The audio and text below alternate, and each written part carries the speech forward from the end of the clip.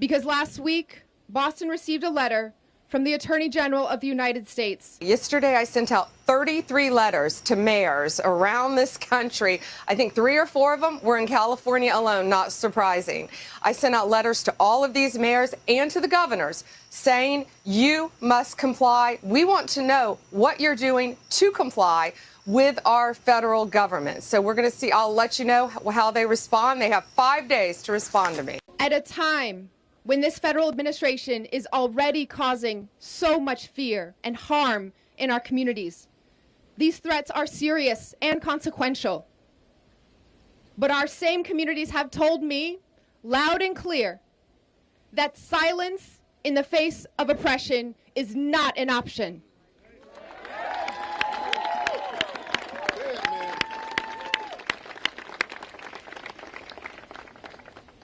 The U.S. Attorney General asked for a response by today.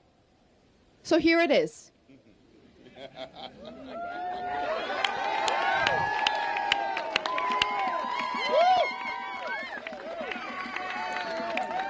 Here is our response.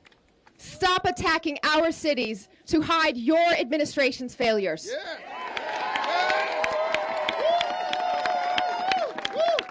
Unlike the Trump administration, Boston follows the law. And Boston will not back down from who we are and what we stand for. We will not back away from our community that has made us the safest major city in the country and a leading example of why cities around the country make this country safer, healthier, and more prosperous for all Americans.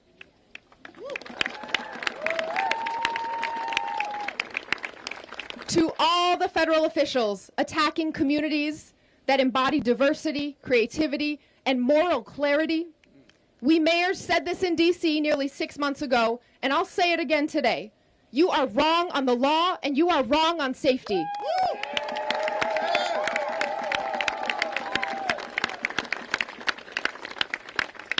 Most of all, you are wrong on cities. The cities that live in your minds are totally foreign to the residents living in our cities. And we are picking up the pieces of your failures to deliver on your promises. Under the Trump administration, groceries are less affordable, housing is harder to build, cures for cancer are farther away, and good news on our economy has been as hard to find as the Epstein list.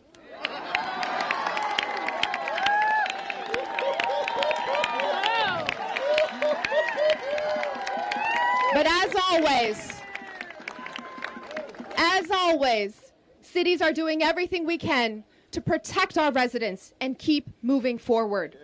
While you are cutting health care and food assistance for our families, Boston has launched new coalitions to connect residents to fresh food, stable housing, and job training to build healthy, long lives.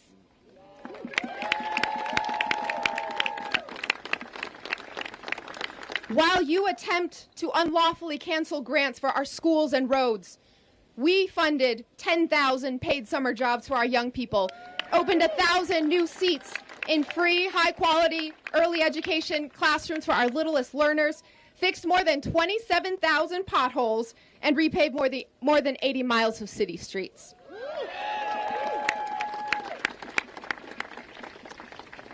While you're slashing funding for our universities, hospitals, and research institutions, Boston is building pathways to community college and UMass Boston, joining with industry to train hundreds of residents for careers in life sciences and clean energy, and partnering with our city's largest employers to double the size of our health careers high school.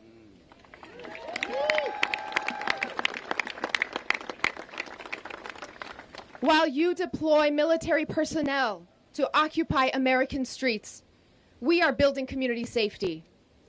Our police don't have to hide their faces.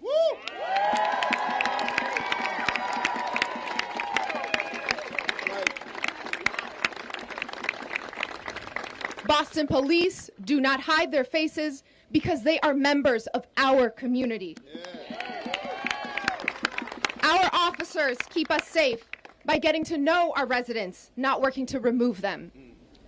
Back in June, the city of Boston filed a Freedom of Information request with ICE, demanding the bare minimum of transparency from our federal government. ICE talked a big game, promised that they would get us information, and it's been 2 months without any answers. So today, we will file a formal appeal, insisting that ICE produce the public records we asked for, and we're prepared to take additional legal steps if they continue to refuse transparency.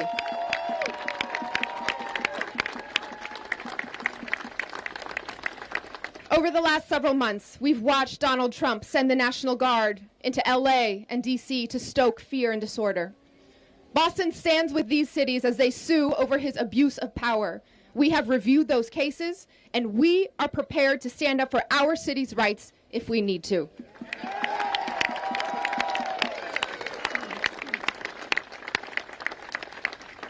Your attacks all come back to a common aim. The Trump administration seeks to divide, isolate, and intimidate cities and make Americans fearful of one another. But Boston is proof of something far more powerful than lies and intimidation. That safety and community come from loving your neighbor as yourself.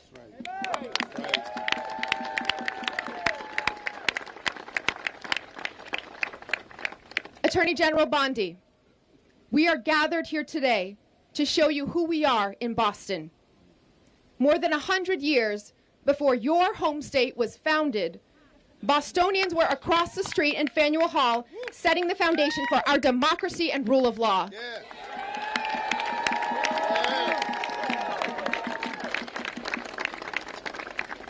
100 years before that, Bostonians were founding the first public school and public park in the country.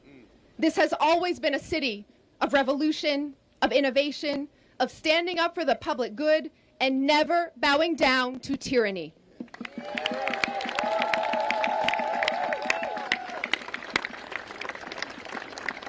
With me today, our fellow public servants and veterans, public safety and faith leaders, civil rights advocates and labor union members, teachers and business owners, entrepreneurs and artists, youth and seniors.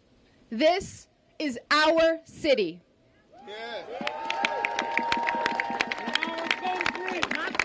This is our country.